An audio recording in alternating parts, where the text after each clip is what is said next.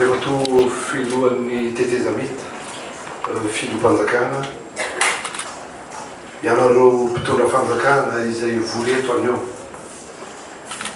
ny namana mpanohana ary fikambana ao anatin'ny fivondrona mpandrana malagasy sady voninahitra lehibe no andrakitra mavesatra no andray fitenenana eto amin'ity vaninandro manokana ity. Voninahitra lehibe ny anome asa ireo izay nitatana ny fivim-pamahy nandritrin'izay 100 taona izay. Ianareo no angadina ananana sy vinahitana ny fivim-pamahy. Ianareo no nitana ny fivoy na ny kija ny orana na ny gaina ny andro. Ho an'ny fivim-pamahy izay no fomba mety indrindra anefena vina iombonana amatsina ny fifanankalozan-kevitra eo amintsika samitsika ny fisin'ny vina fatarareo tsara ny dika vina vision iarahana ny vina iombonana no manamora ny fampifondronana ny heritsika ary izay no antoka voalohan'ny fahombiazana. Betsaka ny mbola manontany inona tsara moa ny hevitry ty hoe mpandrana malagasy ity. Tsy misy takan'ny fanavakavahana ve? Marina zany be mifanontaniana ohatray mpandrana izao ny famaritana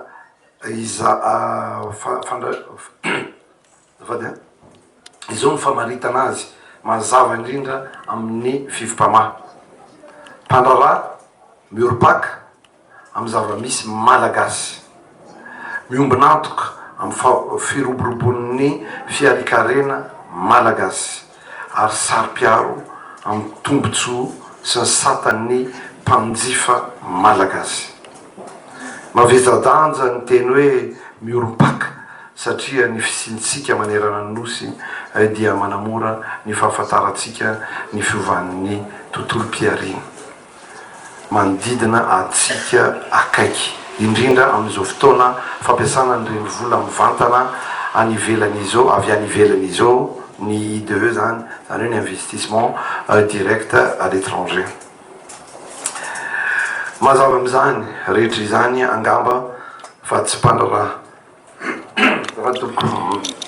mazava am'izany rehetra izany angamba fa tsy mpandrana mihiboka ny mpandrana malagasy. Ny fahafantarana tsara ny zava-misy eto amintsika sy ny firaisan'antoka amin'ny ampiroboroboana izany anatin'ny fanaotontolona no tanjona. Dingana lehibe eo amin'ny fomba fisainana ny fiariana no takin'izany. Vita amin'ny firenena kely lavitra sy tsy manana ny harem Madagasikara izany ary nahitan'ny mpandrana amin'ny tombontsoa. Sanatria ve dia vendrana no iza isika malagasy no tsy ho tafavoaka. Vonona hitondra ny anjara biriky ny fivim-pamahy. Mila rindra ny enti-manana sy ny fahaiza-manao. Mila faritana mazava tsara ny andraikitra ny tsirairay sy ny fomba andrefesana ny vitany. Mpandrana, fanjakana, fikambanana manampy ara-teknika sy ara-bola mpiomponantoka samihafa. Taona fahamatorana tanteraka ny fa-100 taona efa misimisy ny traikefa fa mbola be lavitra ny tiana hotratrarana. Raha miandrandrany tsara kokoa isika tsy misy anao izany ho antsika eo. Vity zany dia isika izao, tsy vity zany dia isika ihany koa.